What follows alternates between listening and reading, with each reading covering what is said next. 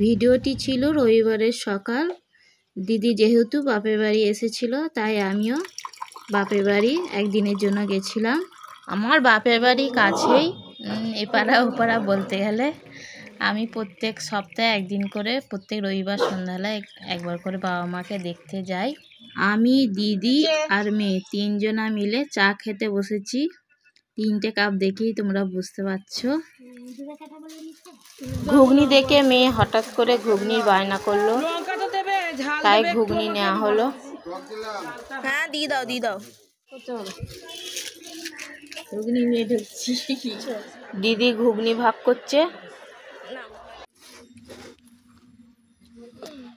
রান্না করতে যে আনাজগুলো লাগে সেগুলো দিদি কেটে দিচ্ছিল। এই যে আমি রান্না করছিলাম, মটন করছিলাম।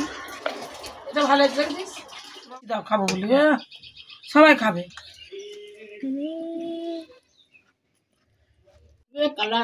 খাওয়া দাওয়া শেষ করে একটু রেস্ট নিয়ে আমরা ঘুরতে বেরিয়ে পড়লাম।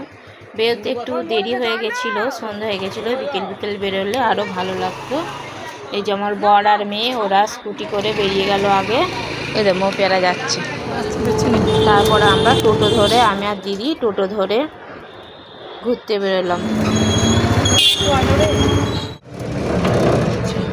আমরা এই কালার 108 মন্দির পৌঁছে গেছি। এই দেখো,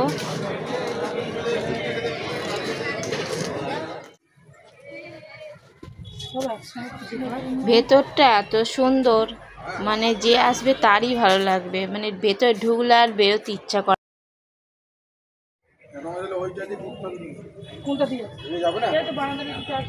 ওই দিক দিয়ে ঢুকবো।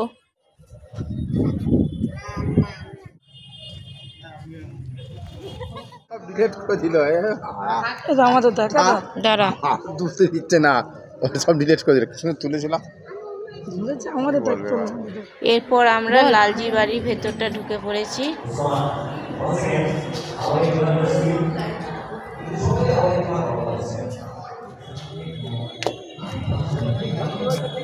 রাজবাড়ির ভেতরটায় দেখো এসেছি, কত সুন্দর। মানে সন্ধেবেলাটা, দিনেরতেও খুব সুন্দর লাগে, সন্ধেবেলাটাও আরও সুন্দর লাগে।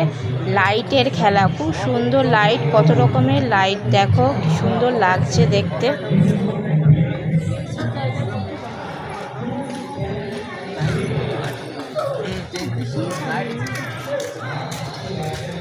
দারুণ খেলছে লাইটগুলো।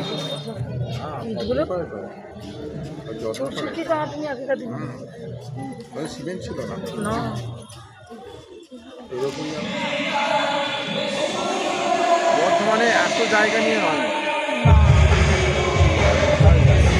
এরকম করে রেখে যাতে বাজার।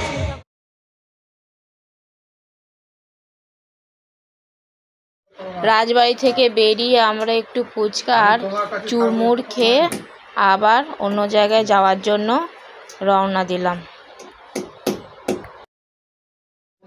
এবার আমরা কালা মৌসুমী তলায় ঘাটে চলে আসলাম একটু গঙ্গাধারে ফুরফুরে হাওয়া খেতে।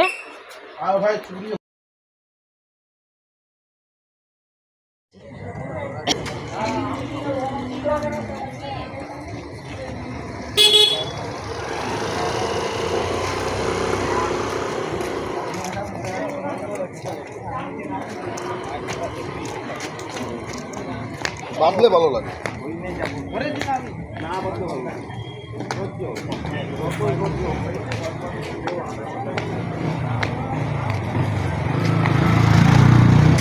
গঙ্গাধারে ঘোরার পর এই যে প্রাণেশ্বর কানলা লেখা আছে, দেখো পুরো দেখাতে পারলাম না।